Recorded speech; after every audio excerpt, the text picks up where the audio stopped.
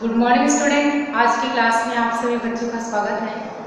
आज हम कक्षा 10वीं में एक नया टॉपिक स्टार्ट करेंगे जिसमें हम पौधों में श्वसन के अंतर्गत स्टोमेटा की संरचना और क्लोरोप्लास्ट की संरचना के बारे में अध्ययन करेंगे।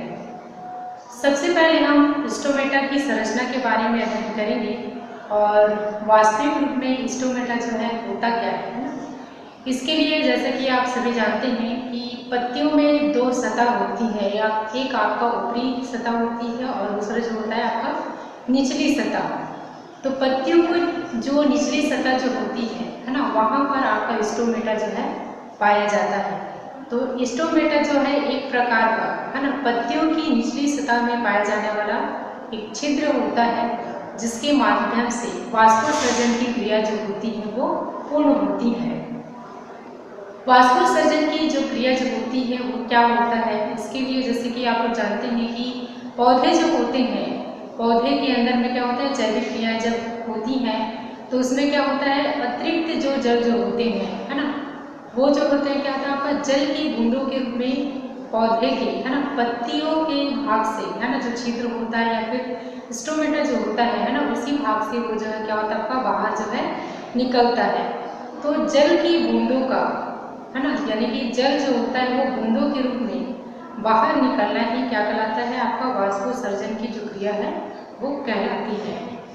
इसके पश्चात देखते हैं कि जो स्टोमेटा जो है ना, वाष्पोत्सर्जन के अलावा है ना, इसमें क्या होता है आपका गैसीय विनिमय का भी कार्य जो है किया जाता है ना। जैसे पौधे जो है क्या करते हैं, स्टोमेटा के माध्यम से CO2 गैस को मतलब ग्रहण करते हैं और O2 गैस को वातावरण में मुक्त करते हैं। तो इस प्रकार से जो पौधे जो होते हैं उनमें भी जैविक क्रियाएं यानी कि उनमें पोषण है या फिर श्वसन है ना, ऐसे सभी कार्य जो है मतलब पूर्ण होते हैं जिससे पौधे जो है क्या करते हैं, अपनी वृद्धि का कार्य जो है करते हैं, जिससे पौधे जो होते हैं अपने लंबाई में, मोटाई में या फिर शाखाओं से विकास जो है करते हैं। तो आइए हम स्टोमेटा की संरचना के बारे में अध्ययन करते हैं। यह है आपका स्टोमेटा की संरचना होती है, जिससे मुख्य जो भाग होते हैं कौन कौन से देखते हैं। तो सबसे पहले यहाँ पर देखेंगे कि स्टोमेटा का ये मध्य वाला जो भाग जो होता है ना, वो वाला भाग जो है आपका क्या कहलाता है, स्टोमा कहलाता है। या फिर ये जो है आपका क्या है, एक छोटा सा छिद्र होता है ना, जिनके माध्यम से ये जो है वाष्पोत्सर्जन की क्रिया या फिर गैसीय विनिमय का जो कार्य जो है करता है। इसके बाद देखेंगे इसके चारों तरफ एक और सेल्स जो है मतलब पाया जाता है, जो कि मतलब क्या होता है, इसका जो स्तर जो होता है वो मोटा होता है। तो ये जो है मतलब क्या होता है आपका, जो मोटी मिट्टी वाले होते हैं, तो ये जो कोशिकाएं होती है वो रक्षक कोशिकाएं जो है कहलाती हैं, जिसके अंदर में है ना क्या होता है आपका जो केंद्रक जो है प्रेजेंट होते हैं। इसके अलावा इसमें आपका क्या होता है, आपका क्लोरोप्लास्ट जो है प्रेजेंट होता है ना। साथ ही साथ इसमें क्या होता है कि इसमें तरल द्रव पदार्थ जो है मतलब पाया जाता है, जिसे जीव द्रव्य या फिर अधात्री के नाम से जाना जाता है। इसके पश्चात देखेंगे कि गार्ड सेल्स के चारों तरफ एक अन्य कोशिकाएं जो इस प्रकार से मतलब पाई जाती हैं, जो कि गार्ड सेल्स थी या फिर रक्षक जो सेल्स जो होती है उसके चारों तरफ जो है ये सेल्स जो है पाए जाते हैं। तो ये जो है मतलब जो सेल्स जो होती है वो आपका क्या कहलाते हैं, आपका सहायक सेल्स जो है कहलाती हैं। तो ये था आपका स्टोमेटा की आंतरिक संरचना के बारे में कि एक छोटा सा जो छिद्र जो होता है ना, उसको हम माइक्रोस्कोप के माध्यम से या सूक्ष्मदर्शी के माध्यम से जब हम देखते हैं तो उसमें विभिन्न प्रकार की उसमें संरचनाएं जो है दिखाई देती हैं। और ये जो है ना छोटा होता है, परंतु ये जो है क्या होता है, पौधे के लिए एक प्रमुख भाग होता है, जो कि बहुत सारे जो जैविक क्रियाएं हैं उसको संपादन करने में महत्वपूर्ण भूमिका जो है निभाते हैं। तो इस प्रकार जो स्टोमेटा जो होता है ना, पौधे में क्या करता है, आपका वाष्पोत्सर्जन की क्रिया का कार्य करता है और साथ ही साथ आपका गैसीय विनिमय या गैसों का आदान प्रदान करने का कार्य जो है करता है। तो प्रमुख भाग कौन से इसमें देख लीजिए, इसमें क्या होता है आपका स्ट्रोमा भाग होता है, ठीक है। इसके चारों तरफ है ना रक्षक सेल्स होते हैं, जो कि जिसके अंदर मतलब क्या था केंद्रक या फिर जो क्लोरोप्लास्ट जो है प्रेजेंट होते हैं। और तरल अधात्री जो है कहते हैं। दोनों उसी प्रकार से रक्षक जो कोशिकाएं जो होती हैं उसके चारों तरफ क्या होते हैं, सहायक सेल जो है प्रेजेंट होते हैं। तो ये स्टोमेटा की जो संरचना उसमें प्रमुख भाग जो है दिखाई देते हैं। इसी संदर्भ में देखते हैं आपका क्लोरोप्लास्ट की संरचना के बारे में, है ना। तो आप सभी को ज्ञात है कि जो क्लोरोप्लास्ट जो होता है ना, ये जो है एक प्रकार से क्या है, वर्णक होता है ना, पिगमेंट भी बोला जाता है इसको। तो ये जो है मतलब क्या होता है, पौधों की मतलब पत्तियों में प्रेजेंट होता है यह भी, और यह जो है क्या करता है, पौधों को प्रकाश संश्लेषण क्रिया करने में मतलब महत्वपूर्ण भूमिका जो है निभाता है। तो इस दौरान पौधे जो है क्या करते हैं, प्रकाश संश्लेषण की क्रिया करके भोज्य पदार्थों का जो निर्माण जो है करते हैं। तो इसके अध्ययन के लिए, है ना, देखते हैं कि ये आपको क्लोरोप्लास्ट की संरचना है, इसमें मुख्य रूप से कौन कौन से भाग दिखाई देते हैं, फिर उसके बाद हम उसके संरचना के बारे में अध्ययन करेंगे। तो सबसे प्रमुख जो भाग जो होता है, जो क्लोरोप्लास्ट की जो संरचना जो होती है वो 2 स्तरों से मिलकर बना होता है। कितने स्तरों से मिलकर बना होता है, 2 स्तरों से मिलकर बना होता है, जिसमें से सबसे जो बाहरी वाला स्तर होता है ना, सबसे जो बाहर का जो लेयर होता है उसको बोलते हैं बाहरी झिल्ली कहते हैं या बाह्य झिल्ली कहते हैं। उसके बाद में इसके बाहरी झिल्ली के अंदर में एक और झिल्ली पाई जाती है, जिसको आंतरिक झिल्ली जो है कहा जाता है। तो इस प्रकार से जो क्लोरोप्लास्ट की जो संरचना जो होती है वो क्या होता है, आपका दोहरी स्तरों से मतलब मिलकर बना होता है। इसके बाद है ना, इसके आंतरिक जो भाग जो होती है ना, इसमें देखेंगे कि जैसे आपका जो हरित लवक है, ये जो है लगभग जो माइटोकॉन्ड्रिया जो होता है उनसे लगभग दोगुना होता है, और हरित लवक जो होता है आपका क्या होता है, दोहरी झिल्ली युक्त जो है संरचनाएं होती हैं। और दोनों झिल्ली के अलावा है ना, इसमें एक और झिल्ली जो है पाई जाती है, जिसमें थैली के समान संरचना जो है संगठित होती है।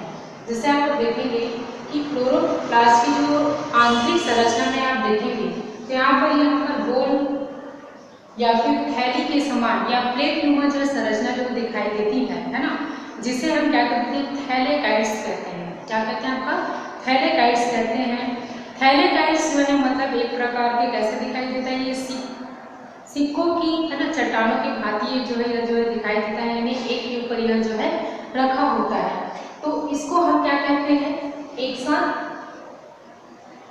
ग्रेना कहते हैं। ठीक है, ये जो है आपका क्या होता है, जो प्लेट नुमा जो संरचनाएं जो दिखाई देती है ना, उसको क्या कहते हैं, ग्रेना जो है कहा जाता है। पूरे ग्रुप जो है आपका ग्रेनम जो है कहलाती है। और झिल्लियों के बीच बीच में है ना, झिल्लियों के बीच बीच में इसमें एक तरल द्रव पदार्थ जो है पाया जाता है। जैसे कि यहाँ पर आप देखेंगे कि इसके अंदर में एक तरल द्रव पदार्थ मतलब पाया जाता है, जिसे हम क्या कहते हैं, अधात्री, या फिर ये जो भाग जो है क्या कहलाता है आपका, स्ट्रोमा भाग कहलाता है। क्या कहलाता है आपका, स्ट्रोमा भाग जो है कहलाता है। तो यहाँ पर आप देखेंगे प्रमुख जो बातें हैं, जो आपका ग्रेना जो होता है ना, ग्रेना में आपका क्या होती है, प्रकाश संश्लेषण की प्रकाशीय अभिक्रिया जो है आपका पूर्ण होता है। और जो स्ट्रोमा जो भाग जो होता है उसमें मतलब क्या होता है, प्रकाश संश्लेषण की अप्रकाशीय अभिक्रिया जो है पूर्ण होती है। तो ये महत्वपूर्ण पॉइंट है, कभी कभी इसको आपको अंतर में या फिर ऑब्जेक्टिव क्वेश्चन में पूछा जाता है। आपको याद रखना है कि ग्रेना में प्रकाश संश्लेषण की कौन सी अभिक्रिया होती है, प्रकाशीय अभिक्रिया होती है, और स्ट्रोमा जो भाग जो होता है उसमें प्रकाश संश्लेषण की अप्रकाशीय अभिक्रिया जो होती है वो पूर्ण होती है। क्लोरोप्लास्ट के बारे में है ना, वैज्ञानिक थे जूलियस वोनसेस, है ना, पहली बार इन्होंने अपना कहना चाहिए 19वीं सदी में है ना, उन्होंने अपने प्रयोग करते समय है ना, उन्होंने आपका क्या किया, वो जो पत्तियों में जो आपका स्टार्च जो कण होता है प्रकाश संश्लेषण की क्रिया के फलस्वरूप जो बनते हैं है ना, तो इसी दौरान जब उन्होंने मतलब प्रकाश संश्लेषण की क्रिया का अध्ययन किए तो आपका क्लोरोप्लास्ट या फिर हरित लवक के बारे में उन्होंने खोज किया। तो उन्होंने मतलब बताया कि प्रकाश संश्लेषण की जो प्रकाशीय जो अभिक्रिया जो होती है वो ग्रेना में होती है, और इसके मतलब कहना चाहिए ना, प्रकाश संश्लेषण की प्रक्रिया में पौधे जो है क्या करते हैं, भोज्य पदार्थों का निर्माण करते हैं, और साथ ही साथ क्या करते हैं, आपका ऑक्सीजन गैस जो है मुक्त करते हैं, जो कि अन्य जीवों के लिए क्या होता है, महत्वपूर्ण होता है। इसके स्टोमा में है ना, जो अन्य जो प्रक्रियाएं जो होती हैं, यानी कि मुख्य रूप से इसमें जो कार्बनिक पदार्थों का क्या होता है, स्टोमा भाग में संश्लेषण की प्रक्रिया जो होती है आपका पूर्ण होता है। और हरित लवक में जो आपका शर्करा होता है, यानी कि प्रकाश संश्लेषण की क्रिया के दौरान जो ग्लूकोज का जो निर्माण होता है, इसके अलावा इसमें एमिनो अम्ल है, वसी अम्ल है ना, बहुत सारे जो पदार्थ होता है उसमें संश्लेषण की क्रिया जो होती है स्टोमा भाग में ही होता है। साथ ही ये पौधे की प्रतिरक्षी जो प्रणाली जो होती है उसमें अहम भूमिका जो है निभाता है। तो आइए इसमें हम कुछ प्रमुख पॉइंट और देखते हैं कि इसमें कौन कौन से भाग जो है दिखाई देते हैं। तो ये जो आपको क्लोरोप्लास्ट की जो आंतरिक जो संरचना जो होती है, इसमें यहाँ पर है ना कुंडलित कुछ संरचनाएं जो है मतलब दिखाई देती है, जिसको क्या कहते हैं, आरएनए कहते हैं। इसके अलावा इसमें क्या होता है, आनुवांशिक जो इकाई जो होती है आपका डीएनए, यानी कि डीएनए और आरएनए जो है ना, दोनों ही मतलब क्या करते हैं, आपका एक आनुवांशिक इकाई होती है। और इस प्रकार से आपका स्टोमा में उपस्थित जो कार्बनिक जो पदार्थ जो होते हैं उसके संश्लेषण कार्य में महत्वपूर्ण भूमिका जो है निभाते हैं। तो इस प्रकार से जो पौधों में पाया जाने वाला जो हरित लवक है या जो क्लोरोप्लास्ट है ना, एक प्रकार से कहा जाए तो पौधे के लिए महत्वपूर्ण भूमिका जो है निभाता है। और ये जो है ना प्रकाश संश्लेषण की क्रिया करने के पश्चात या प्रकाश संश्लेषण की क्रिया में है ना क्या करता है, कुछ पदार्थों का जो है निर्माण करता है। और निर्माण करने के साथ साथ ये जो है ऑक्सीजन गैस को मुक्त करता है। तो इस प्रकार से ये जो है प्रकाश संश्लेषण की प्रक्रिया में महत्वपूर्ण भूमिका जो है निभाता है। और साथ ही साथ अन्य जीव जंतुओं के लिए जीवनदायिनी गैस जो ऑक्सीजन जो गैस होती है उसे मुक्त करता है। तो इस प्रकार से पौधे की जैविक प्रक्रियाओं में है ना स्टोमेटा और क्लोरोप्लास्ट की महत्वपूर्ण भूमिका जो है होती है। धन्यवाद।